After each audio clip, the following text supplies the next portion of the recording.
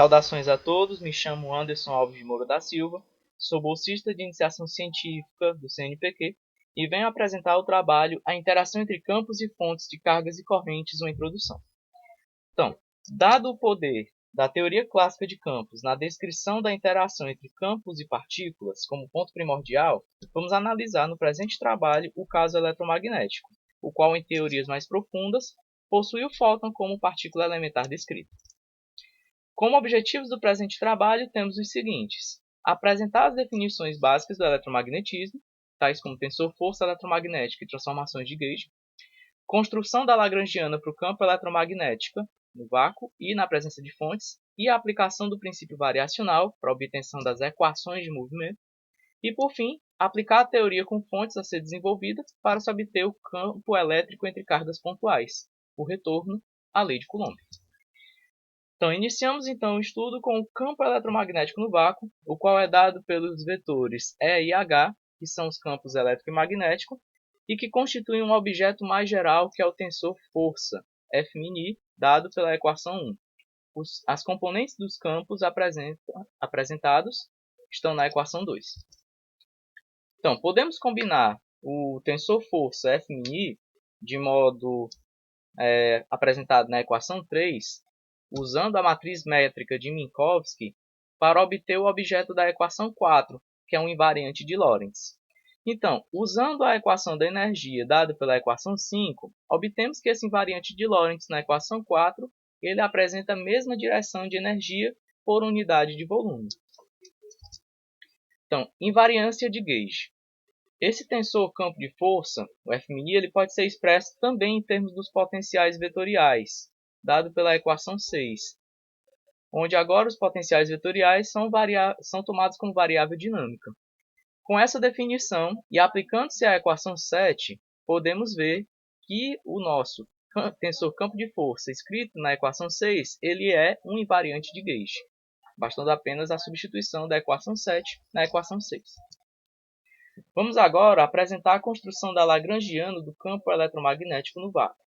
Então, a equação 4, que é a justaposição do tensor campo de força com ele mesmo, leva a uma dimensão de energia por unidade de volume, que é a mesma densidade lagrangiana.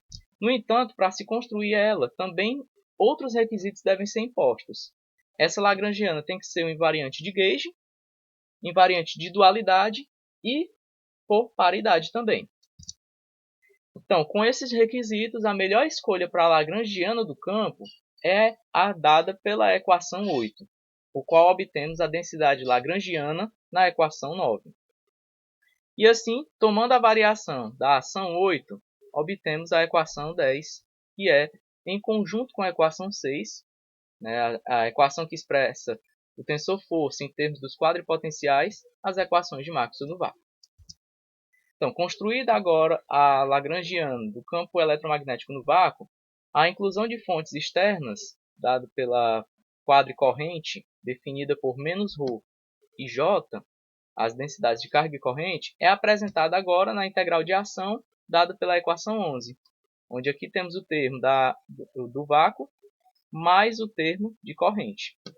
Esta integral de ação é invariante de gauge, desde que o escalar a de x na transformação de gauge seja nulo no infinito. Então, tomando a variação da ação da nossa integral anterior, obtemos então as equações de Maxwell com fontes dadas pela equação 12.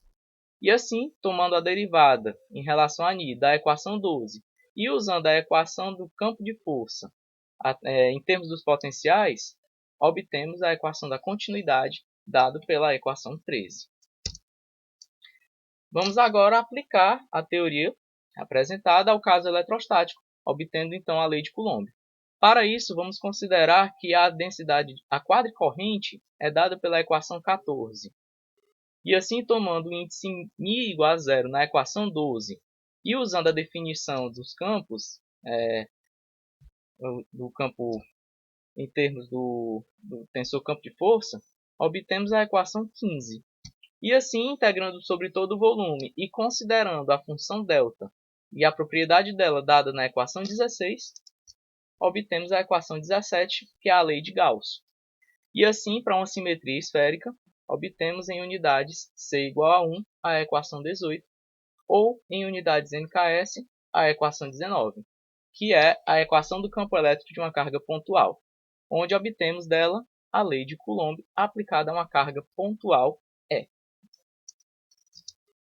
Por fim, então agora, observamos então a aplicação da teoria a um caso simples, do qual rederivamos a lei de Coulomb, que apesar de ser um exemplo simples, é também um exemplo poderoso e traça boas perspectivas acerca daquela integral de ação montada na equação 11. Podemos concluir, portanto, que a estação do campo eletromagnético é uma ferramenta bastante engenhosa e de grande papel na teoria clássica de campos. E com este presente trabalho, concluímos, então, que a teoria apresentada está em conformidade com a eletrodinâmica de Maxwell, no caso estático. Essas são as referências adotadas. Obrigado.